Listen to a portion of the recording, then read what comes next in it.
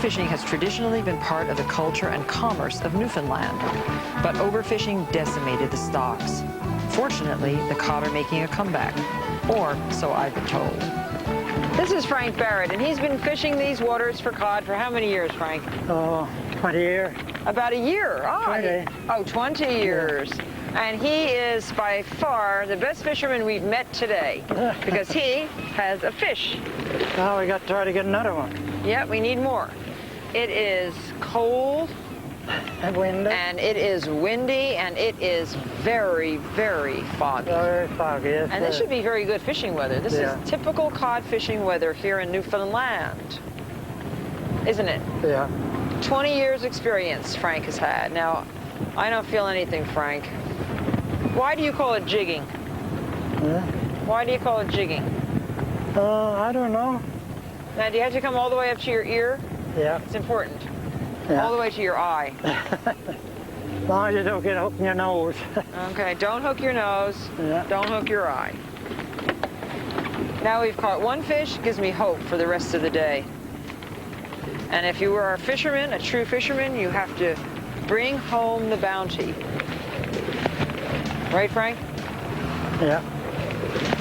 Well, Frank and I continue to jig for this elusive cod.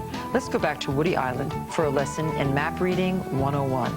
I'm with Rich Deacon, who's head of SOBEC Canada, and he has done all the arranging of this fantastic kayaking trip for Microsoft's Mungo Park. And we're here looking at our map, and I thought it would be a really good opportunity to get Rich, who is so adept at map reading, to show us how he actually reads a map. Well, Martha, we start off, this is a national topographical system map. They're published in Canada. This particular scale is 1 inch to 1 mile. The ratio is 1 to 50,000.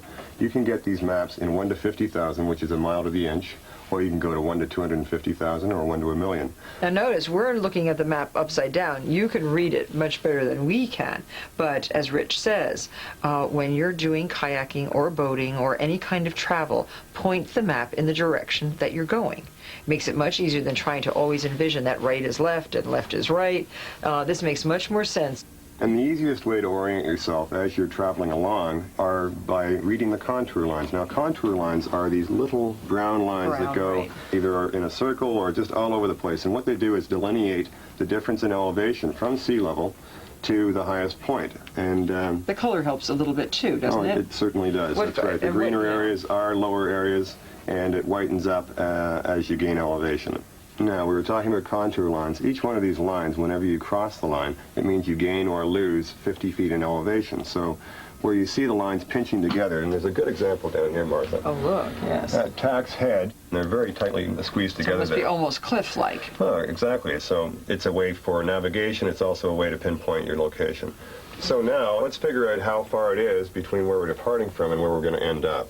Now, of course, we're leaving from Woody Island Inn, and our destination today is going to be Broad Cove in Placentia Bay, just offshore the island of Newfoundland. Now, it looks very far. That looks like a big chunk of this map. That's right, and that's where the whole scale thing comes into play, because you have to know the scale of the map, otherwise you won't know the distance between left hand and right hand. Right.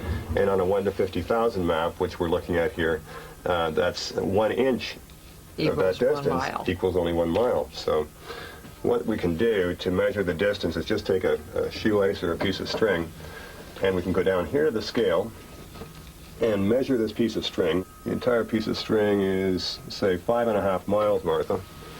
We know that, so we can start at the departure point and kind of curl this around following our course. And it doesn't need to be perfectly accurate, but this will certainly give us a general idea of the distance of our journey. And the way we went, yes. So that's 2 lengths right to there. That's 11. And to Broad Cove is about to there. So let's see what the remaining amount of this string equals. 1, 2, 3.5 inches. So we've got between 14 and 15 miles. That's a great thing to know, is to know how far you're planning on going. But it helps you plan your day. Absolutely. You know how early you have to leave. You know how late you can stay and still get back with plenty of daylight and safety. And so it is good. And I love that idea of using the string. I've never done that. It's pretty handy. Well, oftentimes when we come back from a trip, we'll take the maps and then paper a wall.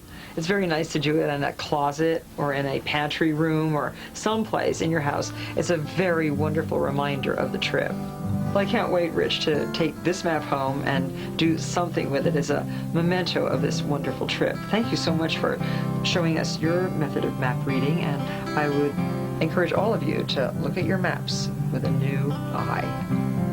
Thanks. Pleasure.